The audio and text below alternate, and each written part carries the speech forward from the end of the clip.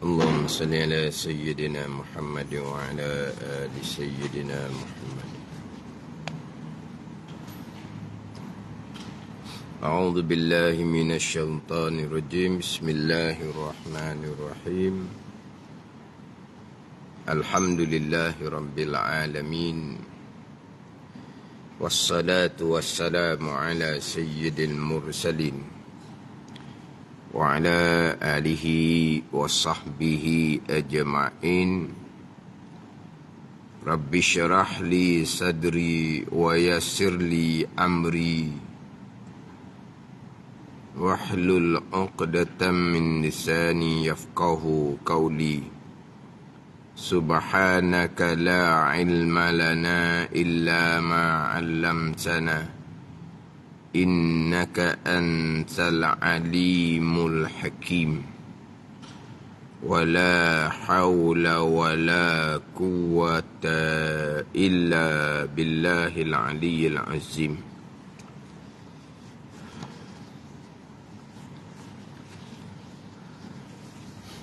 Kitab Pati Paridah. Kitab Pati Paridah, muka surat 66, baris yang ke-6 daripada bawah. Muka surat 66, baris yang ke-6 daripada bawah.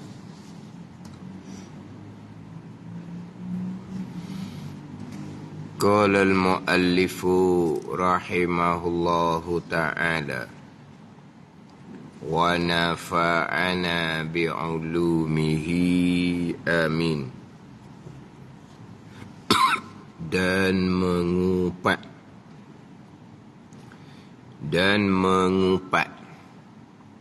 Kalau kita eja sekarang, mengumpat. Tak? Ada mim. Itu ejaan kita sekarang lah. Mengumpat.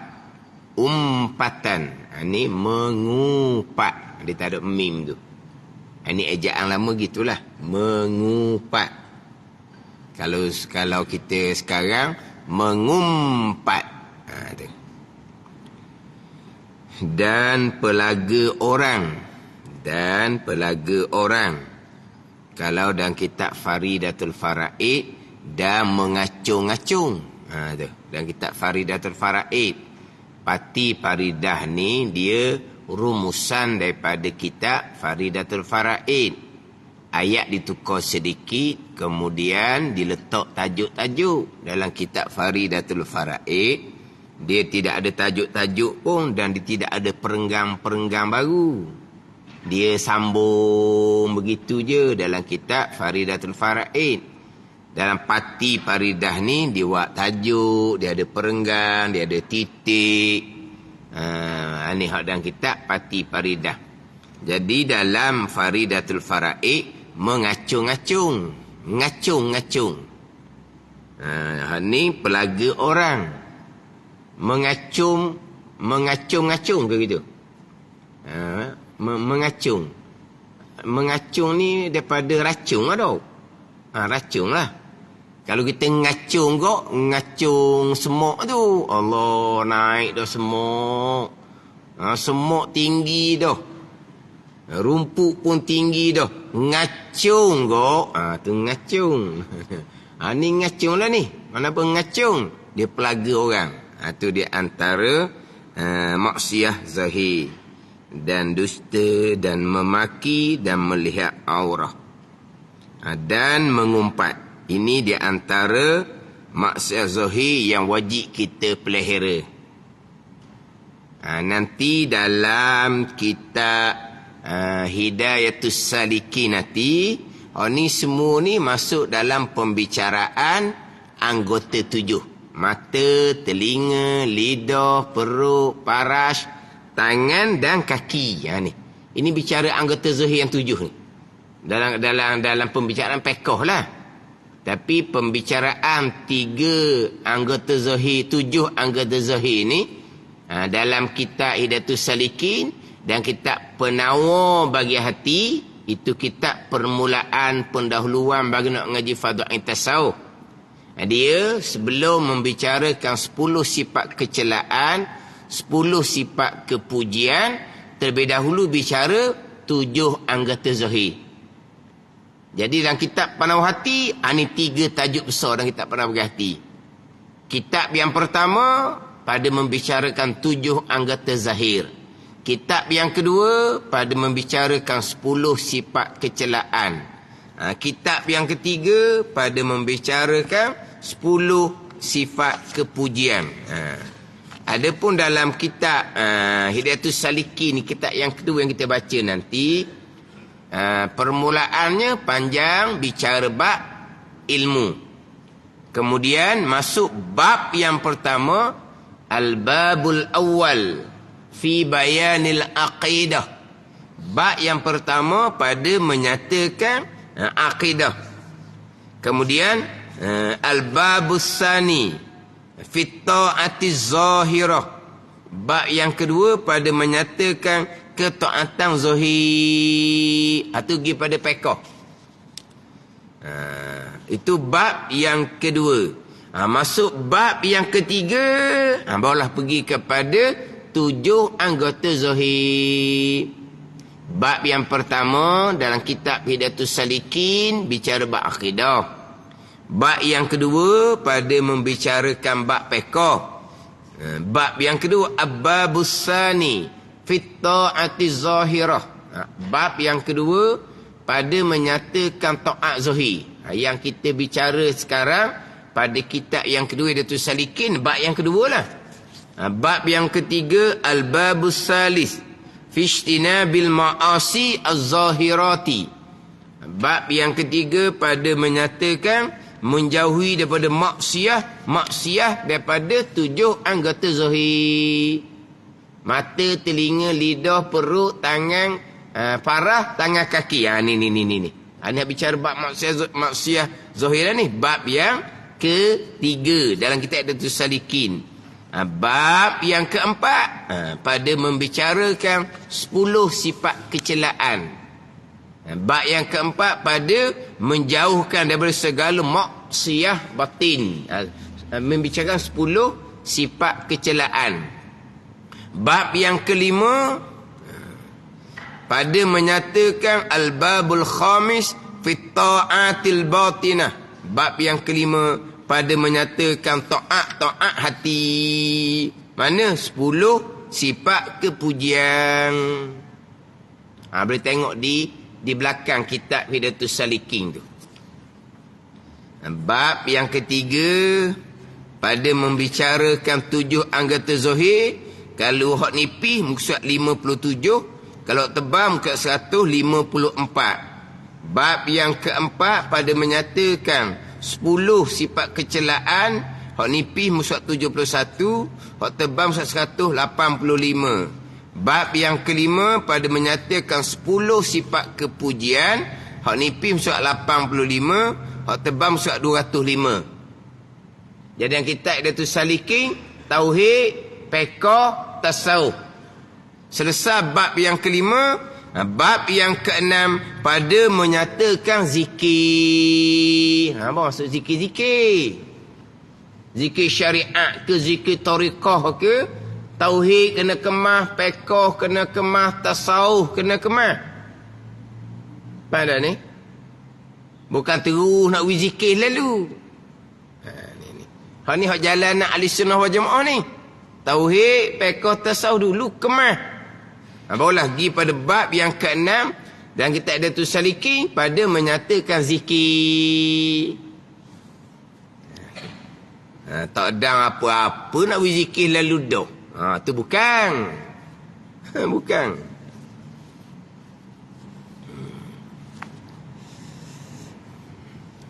Adalah orang ni mari jauh, mari daripada Penang.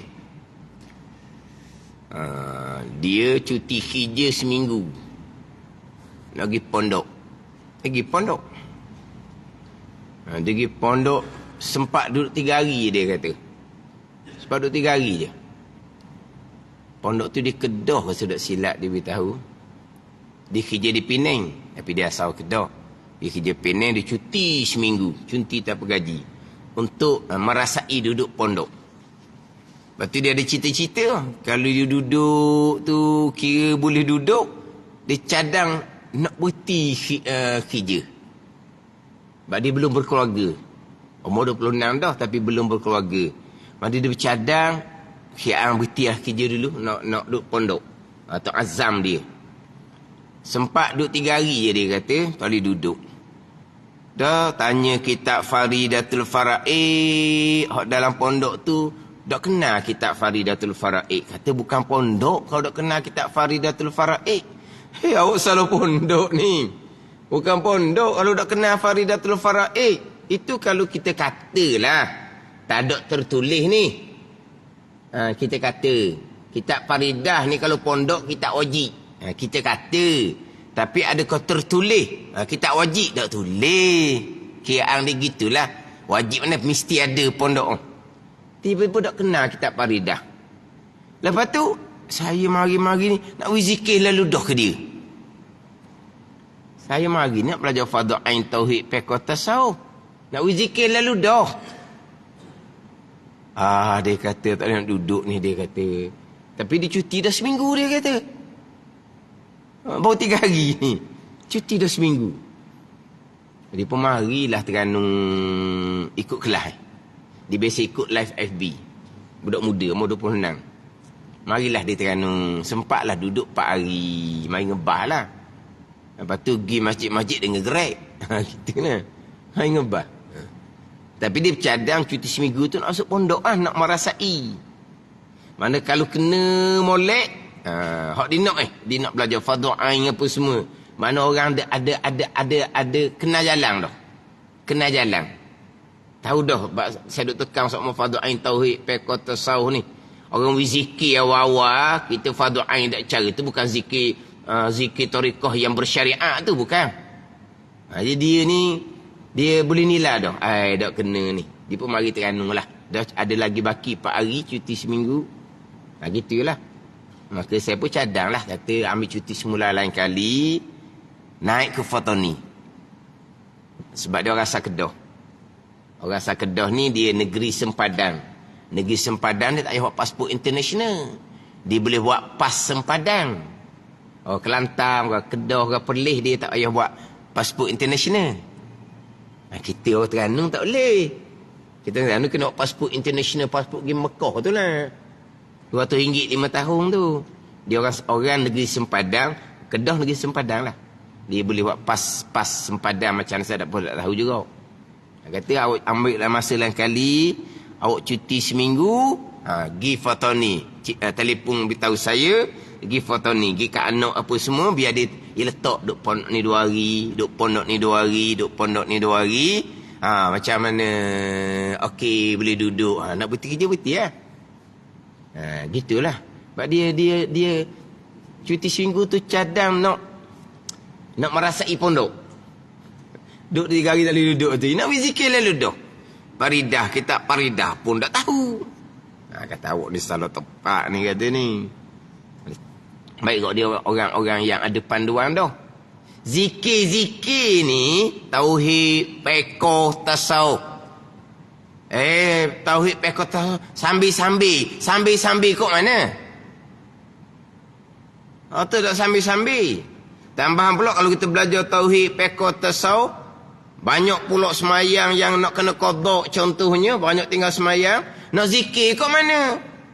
Wajib menggunakan semasa untuk qada semayang. Haram melakukan amal sunat, termasuk nak berzikir itu pun haram. Kena belajar dulu waktu, bertaubat dulu selesai. Tu kata tauhid fiqh tasawuf dulu. Dah kitab Hidayatus Salikin kita ambil molek ni. Hidayatus Salikin, salik. Hidayah petunjuk bagi salik. Salik ni orang yang menjalani jalan nak taqarrub ila Allah. Ini orang duduk berzikir tarekah ni orang salik nah. Pada ni murid, salik, wasil. Wasil orang sampai ke Tuhan. Sampai mana pun naik maqam aulia. Jadi orang tarekah ni orang salik. Orang yang menjalani jalan untuk taqarrub ila Allah. Mana hidayah dia? Ni Hidayatus Salikin. Kitab yang kedua kita tu. Pertunjuk bagi orang yang salik.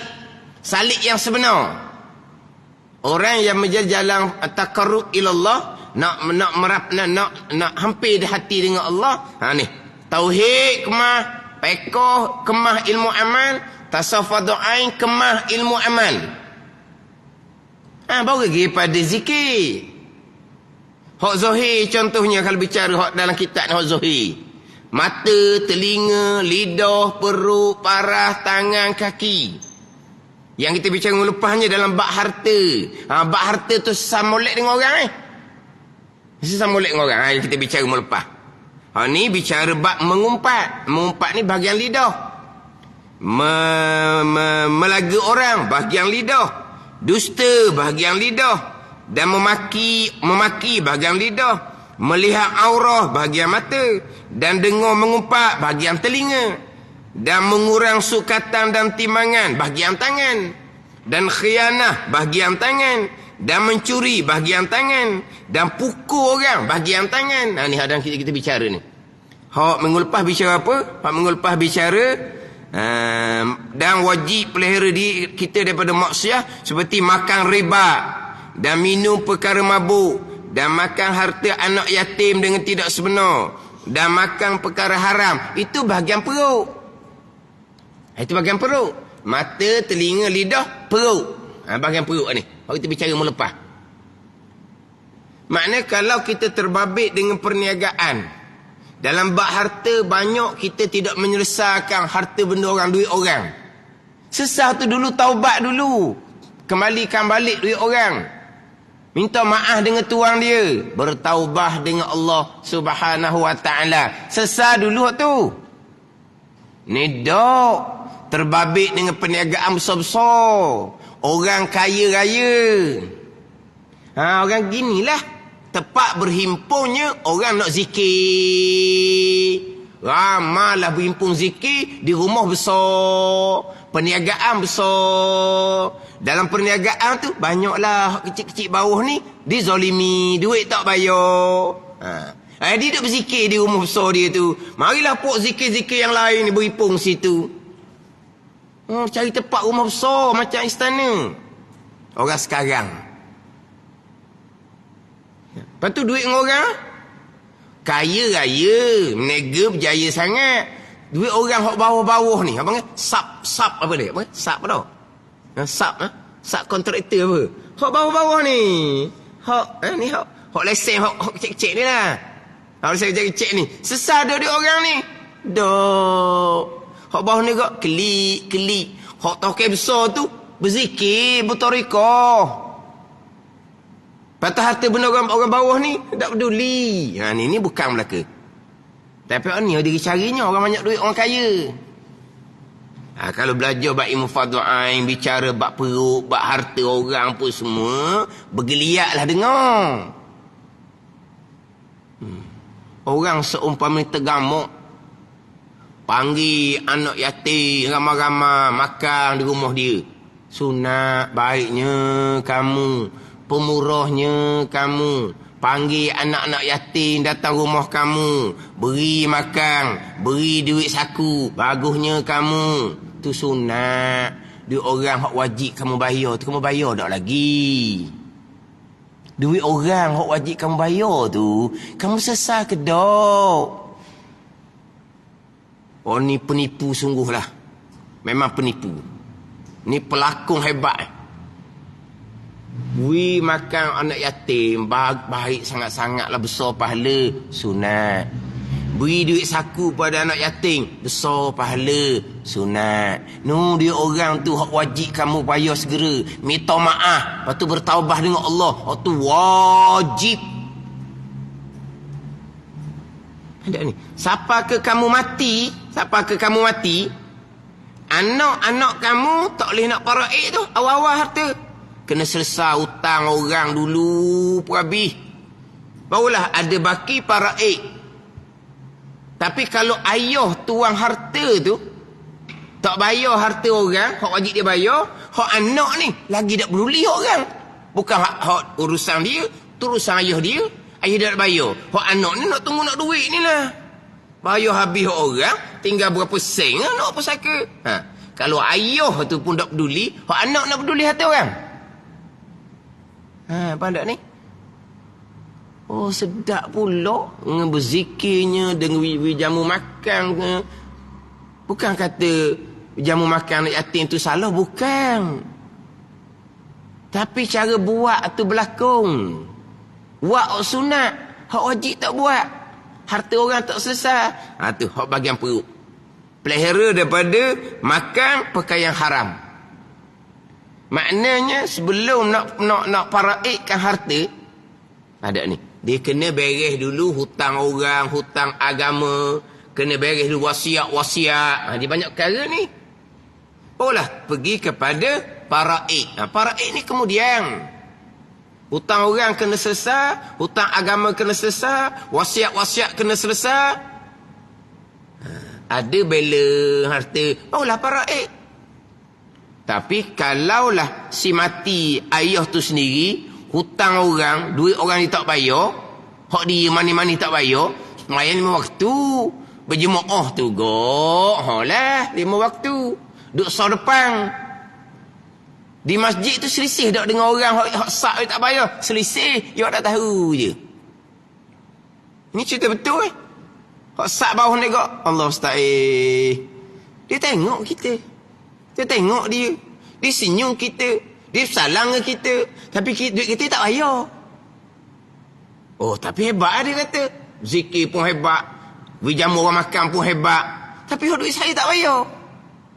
Boleh ke Ustaz buat gitu? Boleh lah kalau tak belajar. Boleh waktu dia buat. Dia buat tu dia rasa berpahala tak tu? Besar tak ganjaran? Dia rasa besar lah ganjaran. Buat apa tu? Buat sunat. Hak wajib. Boleh buat gitu ke? Adik ni hak mangsa lah mangsa. Boleh ke buat gitu Ustaz? Boleh lah kalau tak belajar. Kalau tak belajar boleh lah. Kalau belajar tak kerja gitu. Hanya belajar macam dalam kitab ni. Dan kita ada tu Salikin. Itu kitab yang ketiga pada membicarakan 7 anggota termasuk perut. Yang ke-6 tu berbicara zikir. Kalau ikut kitab. Kalau dia ikut kitab boleh je. Lepas tu dia buat. Jamu orang makan, jamu anak yatim makan, boleh ke tu? Tapi tuan terima ke buat gitu? Nak terima macam mana? Hak wajib tak selesai. Kan ni. Ni macam-macam sekarang ni. Jadi kalulah si mati masih hidup dia tak selesai, anak-anak hak tunggu lama dah ni nak harta pusaka dia akan selesaikan hutang ayah dia? Tak. Walaupun dia tahu pun dia tak akan peduli. Jadi anak ni beranggapan yang berdosa hanya ayah dia dalam kubur tu. Dia yang tak selesai hutang ayah dia tu, dia tak berdosa. Kenapa tak berdosa? Anak-anak warasah ni wajib kena selesaikan hutang orang. Hak mati tu dia dengan Allah Ta'ala lah bahagian dia ni. Bahagian orang hidup ni wajib dia kena selesaikan hutang orang. Anak-anak ni. Jangan dia faham, hutang tu ayah buat. Ayah tak bayar, ayah tanggung. Kami tak ada kena-mengena. Tu jahil gitu. Kenapa tak ada kena mengena?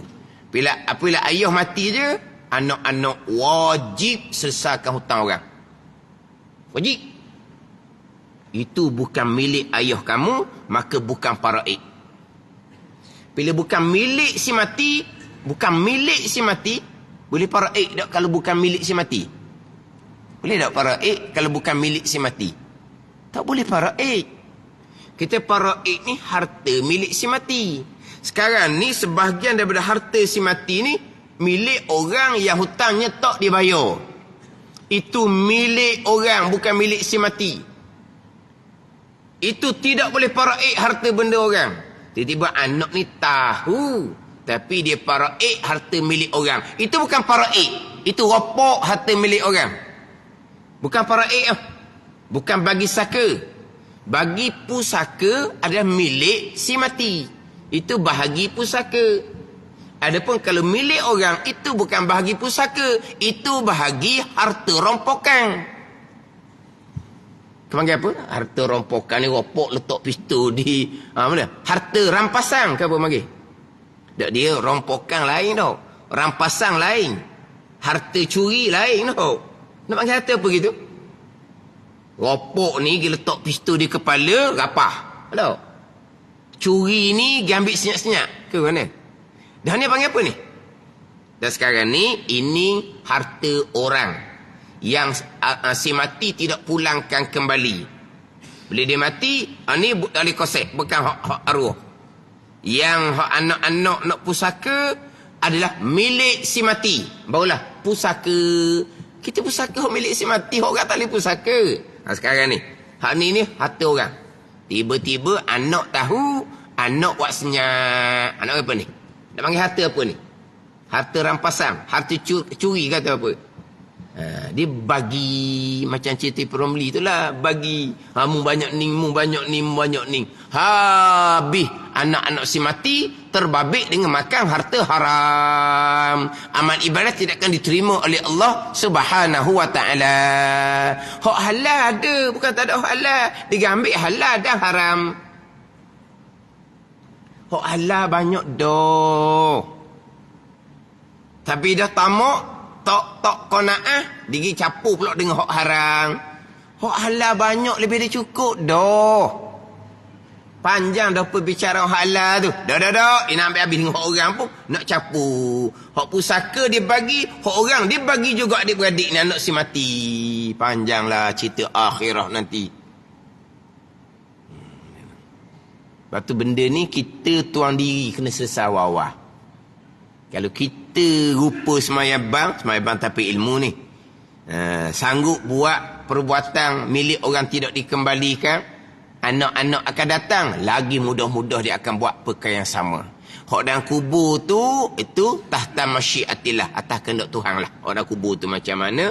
Sebab kerja zalimnya tu diteruskan oleh anak-anak. Dia ada saham soalah dalam kubur tu. Lepas tu macam mana dia dengan Allah Subhanahu wa taala. Ni bicara orang hidup. Jangan bahagi harta milik orang, bahagi pusaka harta milik si mati sahaja. Kena asim molek.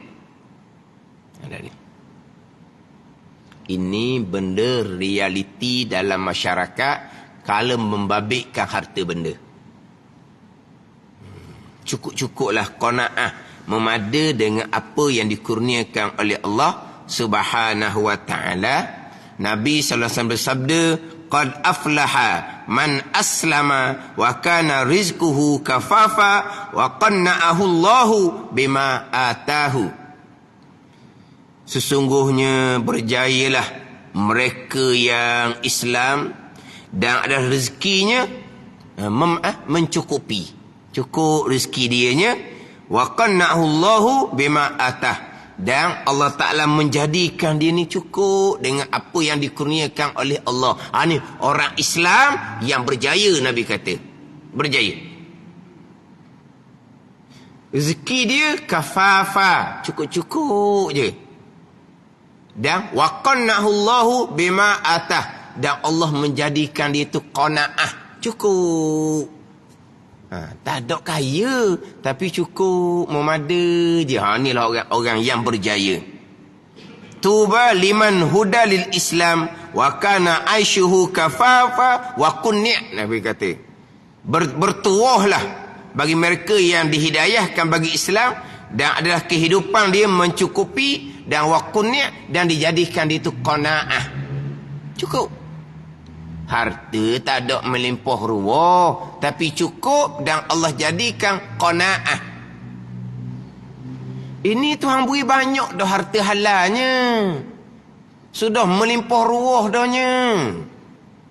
Tiba-tiba nak capu juga dengan hak orang. Nak bagi juga sama adik-beradik. Yang tahu dah itu milik orang. Meneruskan perbuatan zalim. Membabitkan harta orang yang dilakukan oleh si mati, hak di dalam kubur dah sekarang. Hak dalam kubur tu macam dia dengan Allah Ta'ala, yang hidup ni pula tidak memelihara daripada maksiat, makan perkara yang haram. Makan harta sesama mereka dengan secara batil. Wala ta'kulu amwalakum bainakum bil batil, dan jangan kamu makan akan harta-harta kamu di kalangan kamu dengan batil. Jangan. Jangan. Itu Tuhan larang tu. Tuhan larang jangan makan harta di kalangan kamu dengan cara yang salah. Tu kata kena bicara molek tu anggota Zuhir yang 7. Lepas tu bicara 10 sifat kecelaan, 10 sifat kecelaan, barulah nak pergi bak zikir, bak amal apa semua. Bak ilmu tak boleh nak sambil-sambil. Untuk permulaan. Zikir syariah. Zikir wirid lepas semayang, zikir pagi, zikir petang ni. Yang kita ada tu salikin kita akan datangkan nanti. 10 zikir pagi dia akan datangkan. Zikir syariah. Selebih berzikirnya apa? Perbanyakkan membaca Al-Quran dengan berguru. Itu selebih berzikir. Perbanyakkan baca Al-Quran, kemudian Al-Quran tu dengan berguru. Kemah fadhu ain tauhid pekot tasawuf, zikir mana zikir? Baca Quran tu selebih berzikir. Mana zikir? Perbanyakkan selawat. Mana zikir? Dia ada wirid pas sembahyang cukup. Zikir pagi akan didatang dari Ta'idatus Salikin. Waktu je. Ada kita nak zikir tariqah ni, nak sapa ke Tuhan. Itu orang yang istiqjal, orang gopoh. Itu bukan jalanan ahli sunnah wal jamaah, tu bukan.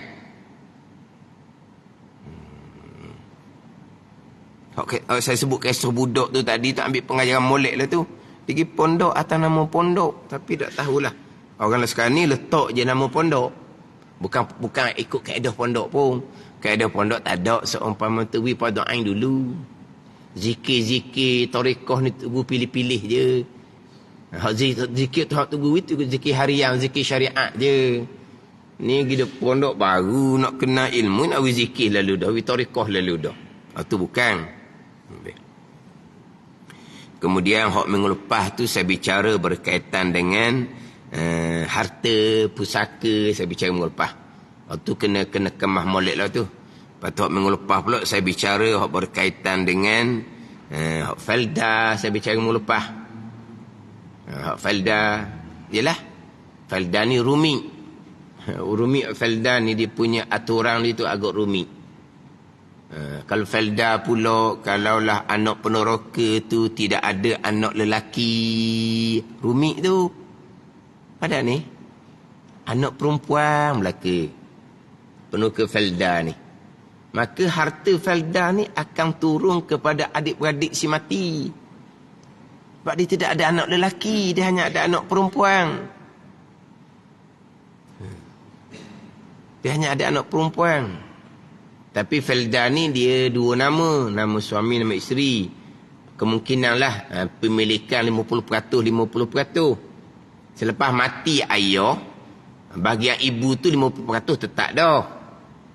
Hak 50% milik suami tu, bahagian ibu bolehlah 1/8. Tapi tak ada anak lelaki. Dia akan turun kepada adik-beradik si mati. Baik tak ada anak lelaki. Ni kena kira belaka ni. Sebab harta orang. Kalau ada anak lelaki tu sesalah. Ni tak ada anak lelaki. Anak perempuan belaka. Tapi kalaulah maknanya mak ayah ni memahami hukum, oleh kerana tidak ada anak lelaki, dia pun beri pada masa hidup-hidup kepada anak perempuan, ada 2 orang ke 3 orang ke, panggil molek. Makna mak ayah ni beri masa hidup-hidup kepada anak perempuan. Bukan wasiat tidak sah sebab dia waris. La wasiyata liwarisin, Nabi kata tak ada wasiat bagi waris. Wasiat ni kalau bukan waris, wasiat kepada anak angkat, wasiat kepada anak tiri, tu boleh lah. Sebab itu bukan waris. Dia wasiat harta dia kepada anak angkat, maka wasiat tu sah 1/3 daripada keseluruhan harta. Wasiat pada anak tiri boleh lah. Wasiat kepada anak sebenar tak sah. Sebab tak ada wasiat untuk waris, itu balik pada pusaka. Melainkan beri masa hidup hebah. Hebah betul-betul lah. Hebah betul-betul.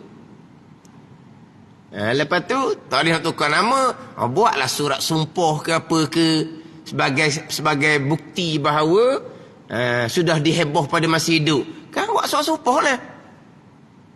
Maknanya bila meninggal, maka hak anak dah. Pandai ni. Itu kalau pandai lah. Sebab dia tidak ada anak lelaki, anak perempuan saja. Ini hak berlaku di Penuka Felda. Dia tak heboh. Bila mati, sebagai harta tu akan turun pada adik-beradik arwah. Sebab dia tak ada anak lelaki. Tapi kita lihat senyap gitu je lah. Senyap. Harta milik orang tu. Jangan. Hilang barakah hidup. Berdosa satu, hilang barakah hidup. Jadi nak kepada agama tu payah gitu. Dia mudah hala kejahatan. Sungguh. Tak tahulah kenapa. Tapi kalau dulu-dulu kok, kalau tempat Felda kok, kalau polis kok ilim pala lah.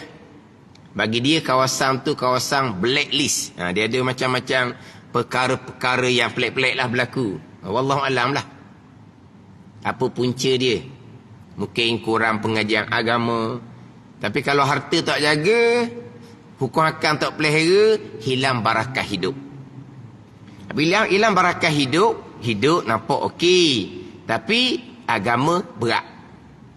Agama nampak okey hanya pada zahir, bukan agama yang sebenar. Okey, sebab apa? Tak ada barakah. Kalau tak ada agama terang-terang, jelas. Nampak ada agama, tapi bukan agama yang sebenar. Itu tipu daya syaitan pula. Sebab apa payah nak ke agama ni? Sebab harta yang masuk, yang ada di dia tu campur dengan bukan harta yang sebenar.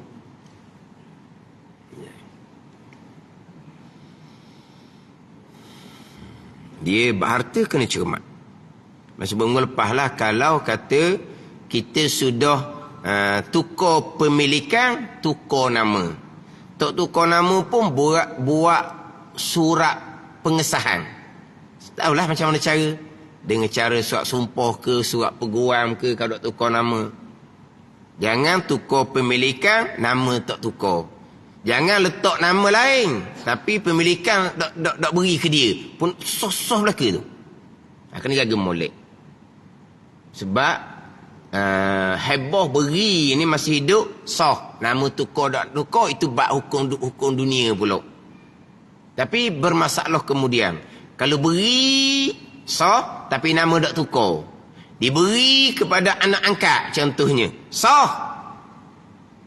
Heboh tu sah. Tapi nama tak tukar. Lepas yang beri tu mati, anak-anak sebenar engkar. Kata tak ada padahal masa beri tu, anak-anak menjadi saksi belaka. Ini anak angkat ni. Sebab dia tak ada bahagian paraik ni. Maka mak ayah angkat, panggil anak-anak kandung dia. Maka mak ayah ni akan beri pada anak-anak angkat ni. Harta, tanah sini ke tak kira lah. Banyak mana pun, sah pemberian tu. Tapi anak angkat ni tak cari, tak tukar nama. Tapi masa beri tu, anak-anak kandung tak kata apa. Sebab apa? Kalau nak katakan, tak boleh kata apa, bukan milik dia. Tambahan pula, nak kata apa? Pada masa mak ayah dia uzur, anak angkat itulah yang khidmat. Anak kandung, balik jarang sekali. Takkan anak kandung nak soal pula. Kena bidah lah jawapan dia. Senyap dia. Sampai masa mati, hak jadi saksi anak-anak tu, dia jadi engkar belaka. Aku tak pernah dengar orang beri kemang. Dah, hitam putih tak ada. Saksi semua jadi pembohong. Ni berat ni. Saksi pembohong, dosa besar. Dia pun ambil harta milik anak angkat tadi, jadi pusaka. Sebab atas nama si mati. Sebab nama tak tukar.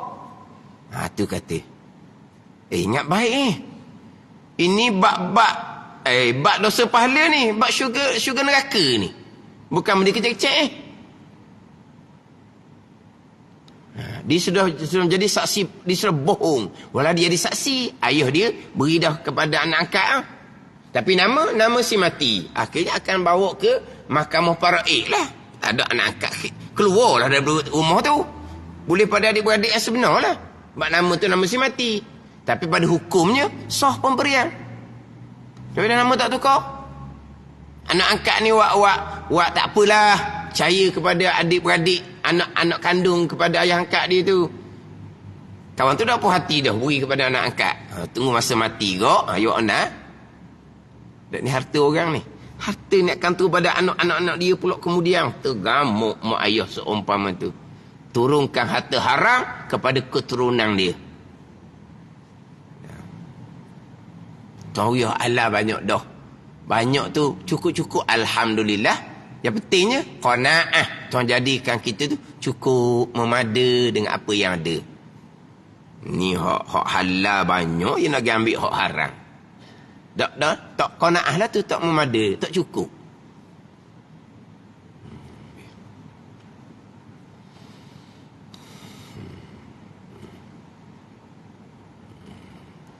Jadi kalau hak felda tu kena kian lain lah. Hak felda ni dia kena belajar suku. Kena penjelasan molek-molek. Sebab dia orang kadang-kadang tak perasan bab harta ni dia ingat ke tak ada faraid. Sebab nak pecah tak boleh. Betul lah nak pecah atas kertas tu tak boleh. Dari segi hukum agama kekal hukum faraid. Kekal. Jadi macam tadi saya sebut tadi tu tidak ada anak lelaki. Beri hidup-hidup. Lepas tu buat surat sumpah ke apa ke. Beri hidup-hidup. Selesai. Nanti kang anak. Hak anak kita beri. Mak ayah boleh tarik balik. Mak ayah berikan anak boleh batal. Tok nenek beri ke cucu boleh batal. Hak lain tak boleh batal. Hak lain tak boleh batal. Kita beri ke adik-beradik kita tak boleh batal. Tak boleh. Aku nak tarik balik pemberian dahulu. Ada. Pada ni beri adik-beradik ke tak boleh batal. Hak boleh batalnya mak ayah bagi pada anak, tok nenek beri kepada cucu, hak tu mak ayah, tok nenek ada hak nak batal balik. Boleh. Ada boleh batal balik. Oh, kamu ni hak mak ayah beri harta ni, mak ayah tarik balik. Lagipun nama tak tukar lagi, cuma ada pengesahan dalam akuan sumpah untuk cari bukti kemudian. Boleh tarik balik. Mak ayah berikan anak boleh tarik balik. Tapi janganlah tarik balik. Tapi mana hukum? Selain itu tak boleh tarik balik. Kita adik-beradik kita. Baloh. Nak semula. Tak ada. Itu tak tarik balik. Jadi bab harta benda kena cermat molek. Sebab dia membabitkan darah daging. Dia akan bicara dalam bab perut. Ni dalam bab makan perkara haram ni, dia membabitkan perut, dia akan menjadi darah daging. Darah daging daripada harta yang haram. Darah daging tu akan ke neraka belaka. Kullu lahmin nabata min haramin fannaru aulabih. Tiap-tiap daging yang tumbuh daripada harta yang haram, maka neraka yang lebih utama dengan daging tu. Kemudian pula daripada makan minum yang haram menghasilkan kekuatan. Jadi kekuatan ni tidak akan ada kekuatan agama yang sebenar, sebab kekuatan tu terhasil daripada makan minum daripada harta yang haram. Ini dia akan jadi darah daging daripada harta yang haram. Itu kena beraluh molek. Kena beraluh molek. Berarti jangan nak tomok. Balik pada hukum hakam. Ya dah. Ini hak berkait dengan maksiat zahir. Hak kita bicara lepasnya dalam bab makan. Makan riba. Makan harta anak yatim. Makan perkara haram. Dan mengumpat. Dia dalam kitab Bidatus Salikin ni, dia ada bicara bab mengumpat. Kalau hak nipih di muka surat 60. Panjang bicara bab mengumpat. Didatangkan ayat Al-Quran berkaitan dengan larangan mengumpat. Didatangkan hadis Nabi SAW berkaitan dengan beratnya dosa mengumpat ni. Kemudian didatangkan hadis Nabi SAW ketika Nabi Isra berjalan malam tu, ditunjuk di hadapan Nabi kaum yang menggaru-garu akan muka mereka dengan kuku mereka. Duk garu muka. Garu. Lepas tu muka jadi molek semula. Garu. Maka Nabi SAW tanyalah kepada Malaikat Jibril, siapa yang seumpama tu? Malaikat Jibril mengatakan, mereka lah yang mengumpat akan manusia dan menjatuhkan akan maruah manusia. Ini. Kemudian didatangkan takrifan mengumpat. Didatangkan takrifan mengumpat. Apa dia mengumpat yang Al-Quran larang? Yang mana mengumpat ni haram ijma' ulama. Apa dia mengumpat? Dia takrif mengumpat ijma' ulama. Sebab takrif mengumpat tu Nabi sendiri yang takrifkan. Sebab Nabi SAW dalam hadis Muslim, Nabi tanya sahabat, atadruna mal ghibah? Adakah kamu tahu apa dia mengumpat? Maka sahabat pun jawablah, Allahu wa Rasuluh a'lam. Allah dan Rasul yang mengetahui. Maka Nabi pun jawab mengumpat, zikruka akhaka bima yakrah. Itu dia mengumpat. Menyebut oleh engkau akan saudara engkau dengan barang yang ia benci. Itu je. Saudara engkau di sini saudara seagama. Saudara engkau saudara seagama. Sebab Al-Quran melarang mengumpat, dimulai dengan ya ayyuhallazina amanu. Awal ayat. Wala yarta' ba'dukum ba'da. Jangan mengumpat oleh setengah kamu, wahai orang beriman, akan setengah kamu. Jangan mengumpat akan setengah kamu. Kamu tu siapa? Ya ayyuhallazina amanu, wahai orang-orang beriman. Jadi zikruka akhaka. Nabi kata menyebut oleh engkau akan saudara engkau, saudara seagama. Bima yakrah, dengan barang yang ia benci. Depan ke, belakang ke, kalau kita sebut barang yang ia benci, mengumpatlah. Tak ada dalam kitab mengumpat kata sebelah belakang. Itu tak betul gitu tu. Bercanggah dengan mengumpat yang didatangkan takrif oleh Nabi sendiri. Dalam hadis Muslim, zikruka akhaka bima yakrah. Menyebut oleh engkau akan saudara engkau dengan barang yang ia benci. Itu mengumpat. Depan ke belakang ke sama je lah. Mengumpat kata belakang, kata depan bukan mengumpat, ambil mana?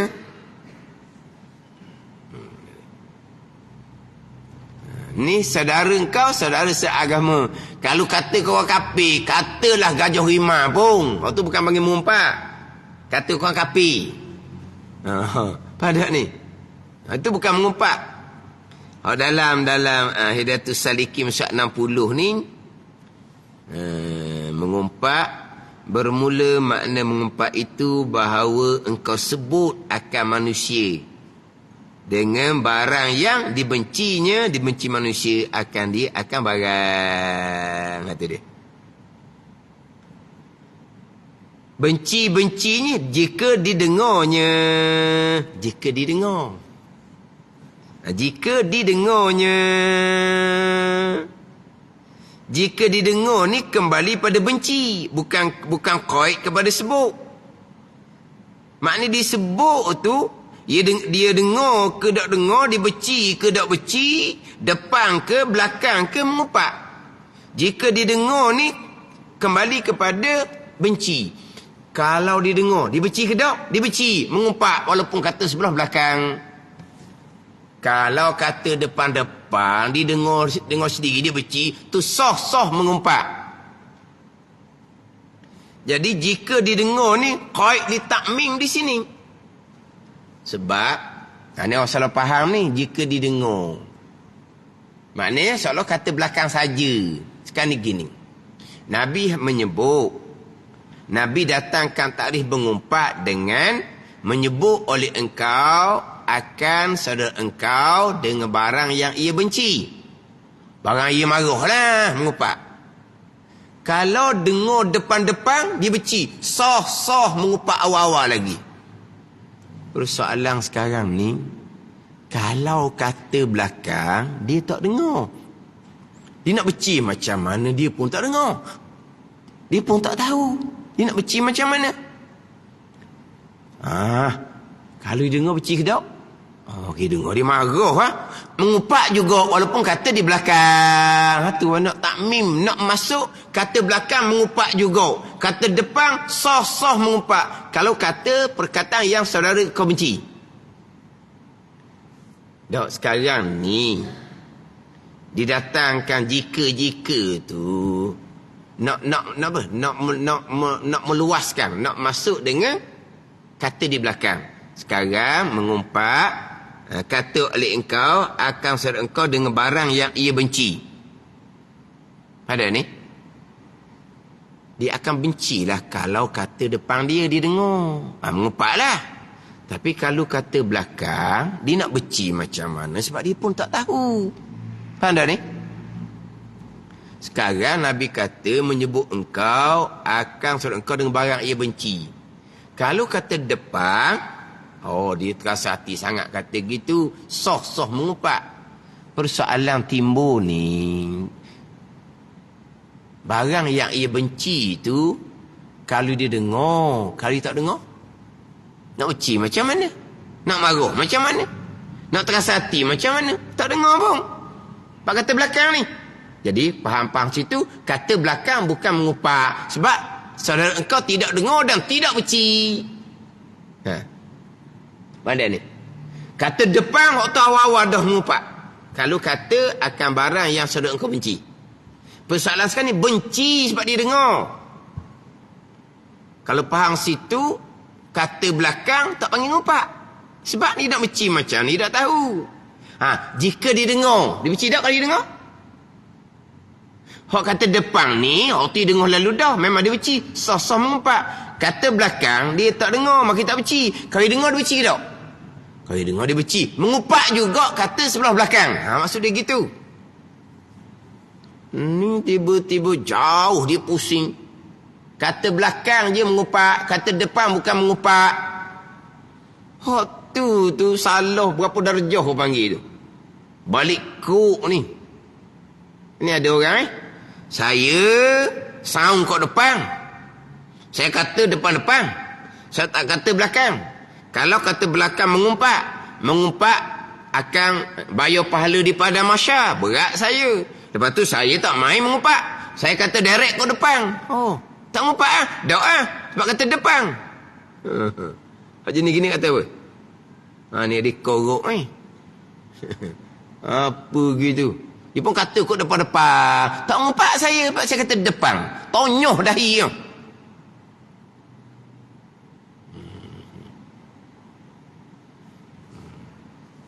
Ada orang faham gitu. Ada orang faham. Mengumpat kata belakang. Dah.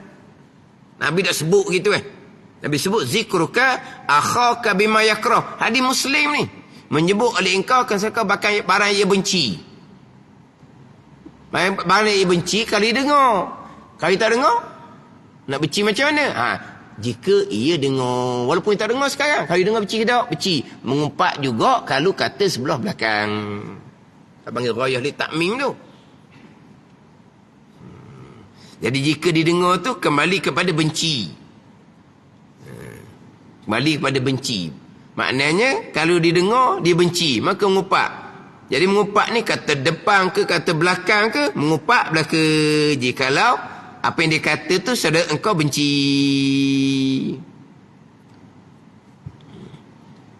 Saya mengaji dulu tu tekan sangat tu bab mengumpat. Bukan kata belakang. Bukan kata belakang. Kata depan, soh mengumpat kalau kata dengan perkataan yang saudara engkau benci. Kata belakang ni mengumpat kedok ni sebab saudara engkau tak akan benci sebab dia tak dengar. Kalau dia dengar, benci juga. Mengumpat juga kata sebelah belakang. Gitu je lah. Lepas tu satu laginya, tak retinya mengumpat ni, jahilnya mengumpat ni, saya tak mengumpat, saya kata benda sebenar. Tu pun. Belajar mana? Saya tak mengumpat, saya kata benda sebenar. Bila Nabi sebut mengumpat ni zikruka akhaka bima yakrah, hadis Muslim tu menyebut oleh engkau kan saudara engkau dengan barang yang benci, maka ditanya akan Nabi. Sahabat bertanyalah, afara'aita in kana fi akhi ma'akul? Khabar oleh engkau ya Muhammad, macam mana jika pada saudara aku tu banyak aku kata. Pada ni. Mana kata ke dia ni, macamlah kata pada tubuh badan dia ke, pada perbuatan dia ke, pada kelakuan dia ke. Allah dia ni gemuk, genek, botok. Macam-macam lah. Toge ke apa, macam-macam lah dia duk kata. Pada ni. Jadi macam mana ya Rasulullah, kalau apa yang aku kata tu memang ada pada saudara aku. Betul lah ni, benar betul. Maka Nabi menjawab, in kana fihi ma taqul faqad ightabtahu wa in lam yakun fihi ma taqul faqad bahattahu. Nabi kata, jikalau ada pada saudara engkau barang yang kau kata hak sebenar, maka sungguh engkau telah mengumpat akannya. Dan jika tidak ada pada saudara engkau barang yang kau kata, maka engkau telah dusta, buat karu, buhtan dia panggil. Hak sebenar tu mengumpat, hak tak sebenar tu fitnah pula, karuk pula situ, bohong pula situ. Hak sebenar tu mengumpat. Saya tak mengumpat, saya kata benda sebenar. Pun sambil tonyoh dahi. Tak sebenar tu dah mengumpat. Tak sebenar tak angin mengumpat. Tu bohong, karuk, fitnah. Satunya, saya tak mengumpat, saya kata depan. Yang kedua, saya tak mengumpat, saya kata benda sebenar. Dua-dua tu lari belaka tu. Tak betul belaka tu.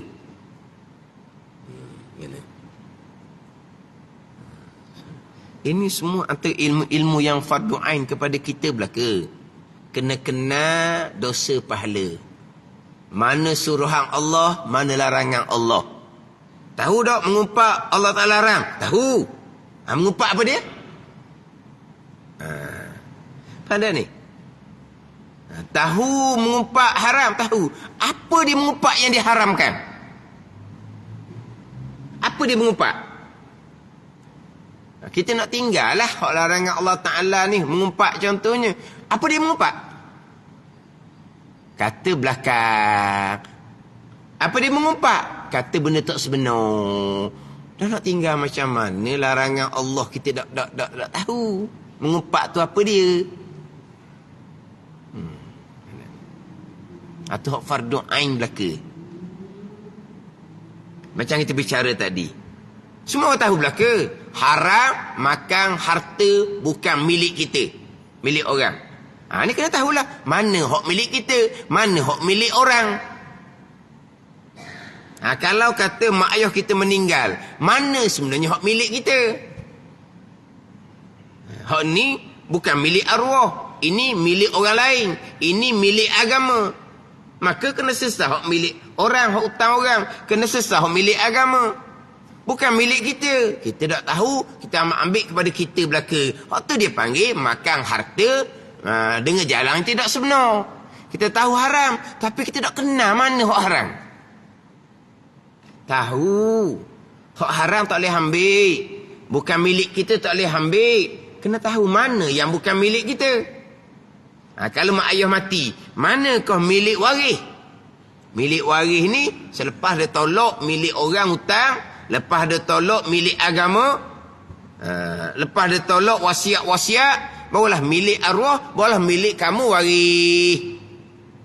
Barulah kita boleh ikut pelihara daripada larangan agama. Jangan makan harta dengan jalan yang tak betul. Tahu, tapi apa yang harta tak betul, itu kena belajar. Tahu ijma' ulama' mengumpat haram. Apa dia mengumpat? Apa dia mengumpat? Samalah juga tahu, riak, ujub, takabur, hasad itu haram. Kena kenallah riak, ujub, takabur, hasad tu apa dia. Itu fardu ain, bukannya sebut riak, ujub, takabur tak lepas. Kena kenal molek lah. Terutama sekali pandai sebut akidah ahli sunnah wal jamaah. Berpegang dengan akidah ahli sunnah wal jamaah. Dalam doa khutbah kedua tu cerita tu akidah ahli sunnah wal jamaah. Lepas tu mana akidah ahli sunnah wal jamaah? Mana akidah Mu'tazilah? Itu yang kena belajar. Semayang kena betul, semayang kena comel. Semayang nak betul comel, kena belajar hukum taharah, kena belajar hukum semayang. Bukan sebut saja.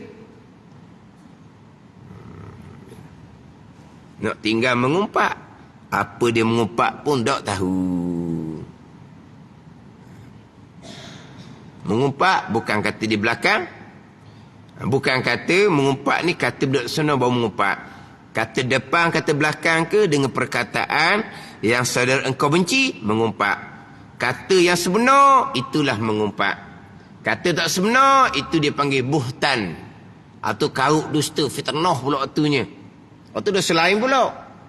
Itu lebih besar dosa mengumpat. Sebab mengumpat ni benda sebenar. Kalau benda tak sebenar kita reka, itu lagi besar dosa. Tapi mengumpat ni pun haram ijma' ulama', dosa besar dah mengumpat ni. Kalau kita karut, bohong, kita fitnah pula, itu lagi besar dosa.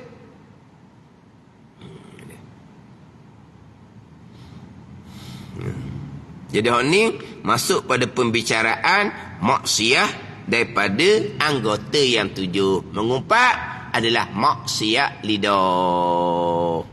Dalam kitab Penawar bagi hati didatangkan pembicaraan mengumpat beserta dengan takrif mengumpat 2 tempat. Dan kitab Penawar bagi hati 2 tempat membicarakan berkaitan dengan takrif mengumpat.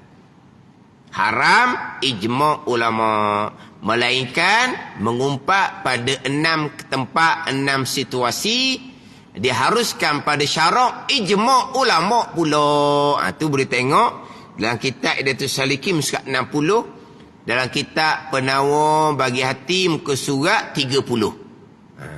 Senang tu senang. Kitab Hidayatus Salikin muka surat 60, kitab Penawar bagi hati muka surat 30.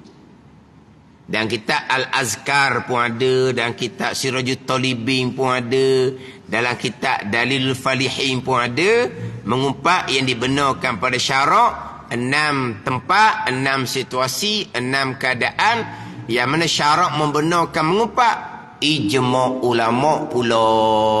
Kena ngaji dah pula. Mana mengumpat yang syarak benarkan.